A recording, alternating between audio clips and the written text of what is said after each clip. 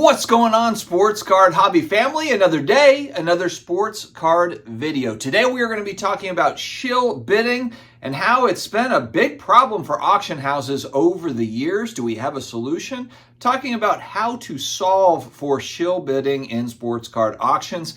And I'm going to use a great comment from a viewer that had a very good idea, I think. And so we will get started here in 1 second. Before I do get started, big thanks to today's video sponsor, COMC.com, your home for buying, selling, and flipping all the hottest trading cards. Their consignment marketplace now home to over 32 million cards from baseball's biggest stars like Shohei Ohtani, Aaron Judge, and Mookie Betts to Marvel favorites like Spider-Man, Thor, and Captain America.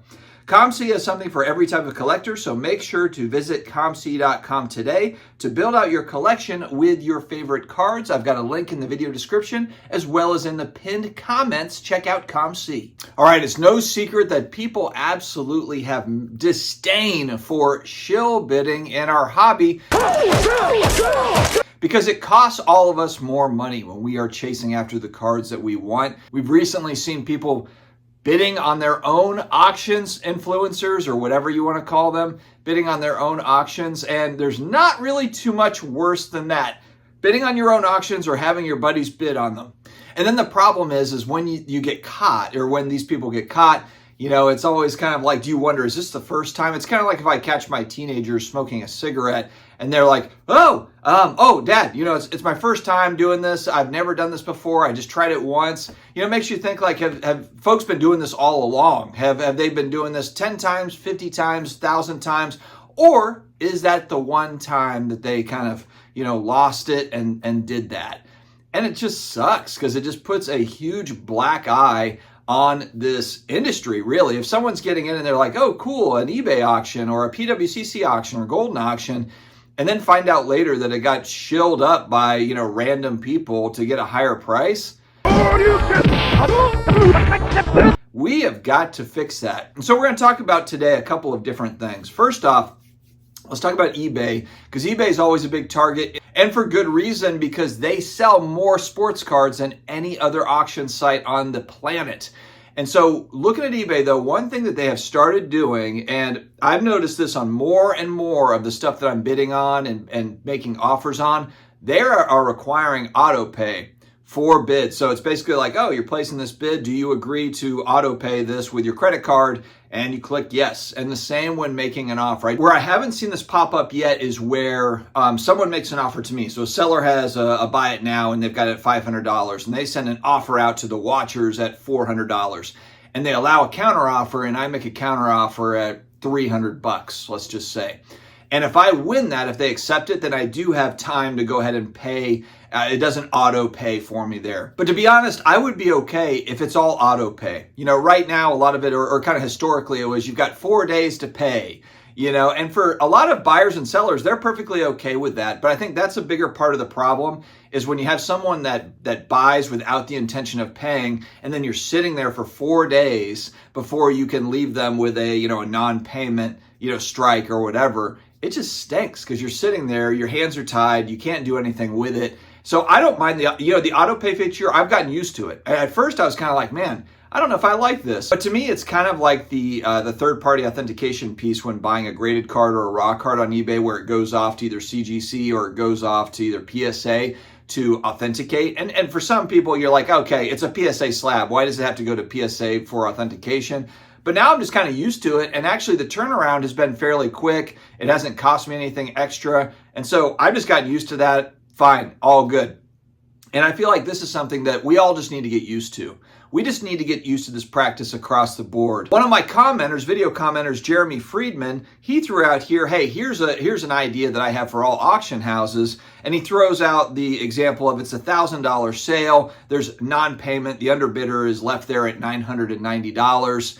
But instead of the underbidder, kind of that second place person paying $990, the winning bidder, who maybe kind of shilled up to win, basically all of their bids are eliminated. So if you're removing the winning bidder who didn't pay all of their bids, it brings you back down to, let's say it's $850 or $860, and that would be the offer that goes out to that second place bidder. And so maybe they did put their high at $990, and then the winning bidder that never paid put it at $1,001, but then had no intention of paying for it or just couldn't pay for it or whatever.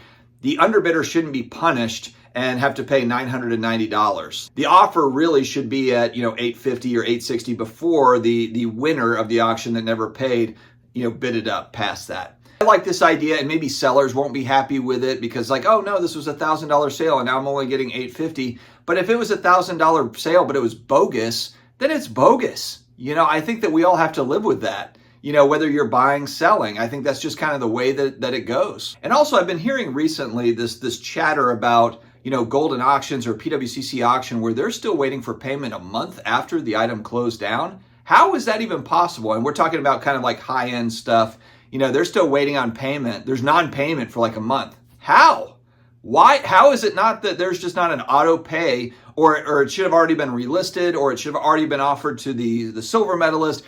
I don't get it. And again, I've never bought anything on PWCC or Golden, so I'm not going to sit here and pretend like I know all the ins and outs of how their auctions work and that sort of thing. But when I heard that it's just sitting out there, they're waiting for payment, and maybe it's because they're giving a little bit of leeway because it's a larger card and maybe it's a big time buyer or whatever. I don't know the circumstances behind it, but to me, if you're waiting a month or two for payment, that's insanity. And then what does that mean for comps? Are these being listed somewhere as a comp? Is it being used as a comp, as a pull in the data? The unpaid items? Shouldn't there be a list of things like, hey, this is sold, but it hasn't been paid for yet? I don't know. There's just so many problems with it. The auto pay feature has to be a thing, I think, for all auction houses. And or, maybe you have people that it draws a deposit. It's kind of like when you go to a hotel and ask for a credit card for incidentals and maybe they put a hold on it. They put a $100 hold on your credit card. And yeah, it's annoying. But for them, it's like, okay, well, if you destroy the room, at least we've got some sort of deposit against that. And it's kind of like with this too. If you're buying a high-end item, if you're bidding on a $5,000 item or $10,000 item, why wouldn't they put some sort of a hold against a credit card for that item if you win? And of course, if you don't win, it goes back. But then if you do win and you bid something up and you don't pay, then it's auto paid against, it's kept. It should be a non-refundable deposit. And some people might say like, oh my gosh, that's so aggressive. That's so crazy. Where's the accountability though? We need some sort of accountability in the space. When someone bids on something, it should be binding. That should be like, hey, you have committed financially to buy this thing. The idea that you can just get out of it is insanity. That's pure insanity. It doesn't make any sense. So I really like what eBay is doing with this auto pay thing. I know for a lot of people, it's probably annoying because they're used to, oh man, I had 4 days to buy, whatever, but it was way too lenient. It's been way too lenient on eBay. And I'm using eBay as the example because it is the main buying and selling platform for cards and collectibles. And I know that they're probably worried about, hey, we want to be strict, but at the same time, they don't want to lose customers because they're not more lenient on their structure. But I think if it's just presented, but honestly, if these companies came out with a press release, maybe it's even a joint release, maybe it's a Golden, PWCC, whatever, they all come out and say, hey, look, we represent the auction houses, or again, individually, whatever, I don't really care. But hey, 8% or 10% or whatever of our high-end auctions are not getting paid for. Maybe it's a higher percentage of that. We need to put some different standards in place to make sure that these auctions get paid for and that we've got real buyers here. We need to have serious buyers, not BS.